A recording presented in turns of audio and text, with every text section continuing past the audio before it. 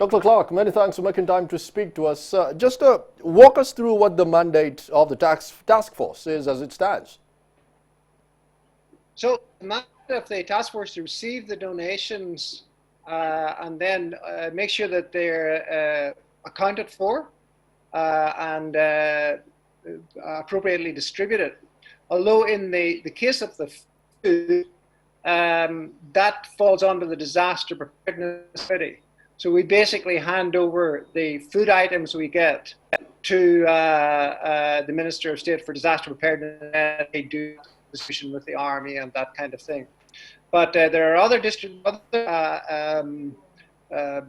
in kind, such as soap, hand sanitizers, masks, PPE, and then there's also quite a bit of money. When I say quite a bit of money, nothing compared to government budgets, but I think there's about $4.5 billion has been cashed. Right, Dr. Clarke, let's talk about some of the donations that you have received. Now, we've seen from kingdoms to the private sector, all there's some cash donations here and there, some even in the form of rice and posho. But as a medical practitioner yourself, as a GP, how essential is it for you to get donations that are in line with fighting this particular pandemic? I think both the cash donations and the gifts in kind are important for that. For me personally, I have looked at research about breaking the chain of transmission, not just in COVID, but in diseases that are transmitted in slums. And if you provide, if you provide soap, give free soap, then it actually, and people wash their hands, then it has been shown to reduce respiratory infections by 50%, gastrointestinal infections, and of course the same thing is true of breaking the transmission cycle for COVID. So the soap is I'm very enthusiastic about getting this soap out to the poorer communities, and we're going to do that through KCCA, through the district medical officers, and so on. So I think that and that's hand sanitizers, the PPE obviously have got great application.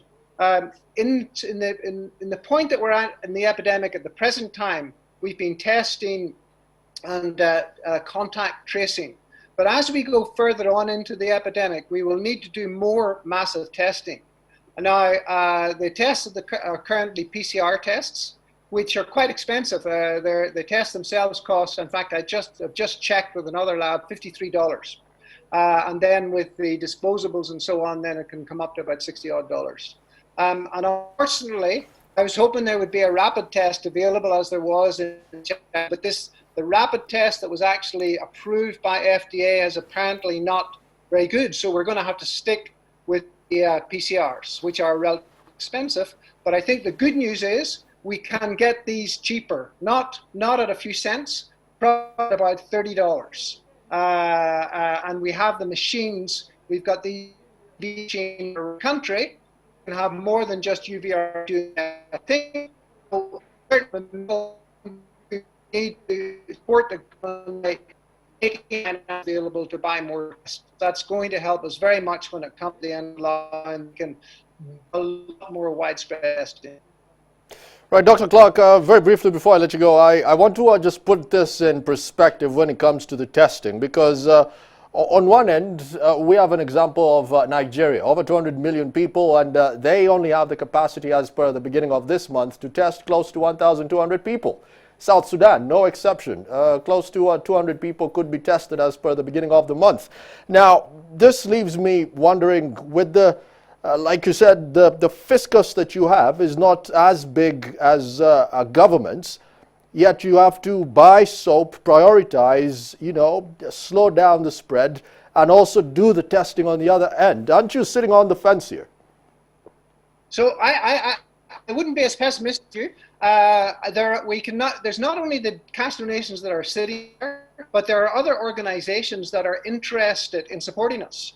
And some of these organizations, they really want somebody, some want to work directly with, they actually want to say, well, we'll buy tests and so on. I mean, the private sector foundation are working with the credit card, MasterCard, to see if they can get MasterCard in to give us a substantial donation.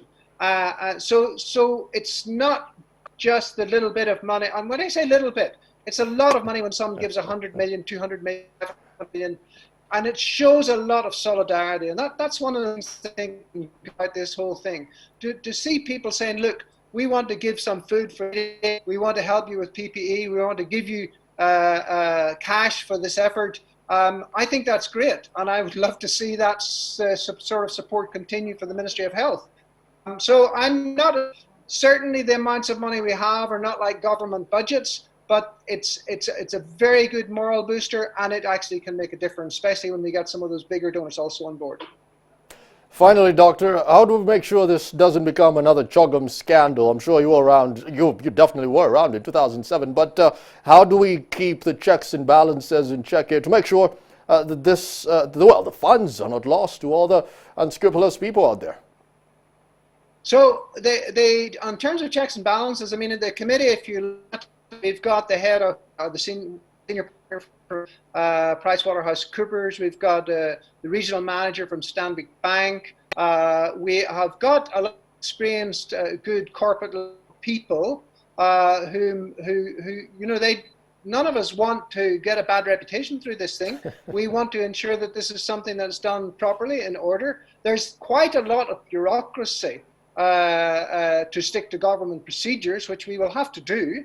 But at the same time, we'll be keeping a very close eye on how things are going and how things are distributed and so on. Dr. Clarke, many thanks for making time to speak to us. You're welcome. Thank you very much. That was Dr. Ian Clarke joining us. He's also a member of that particular task force and a committee member for the COVID-19 task force here in Uganda.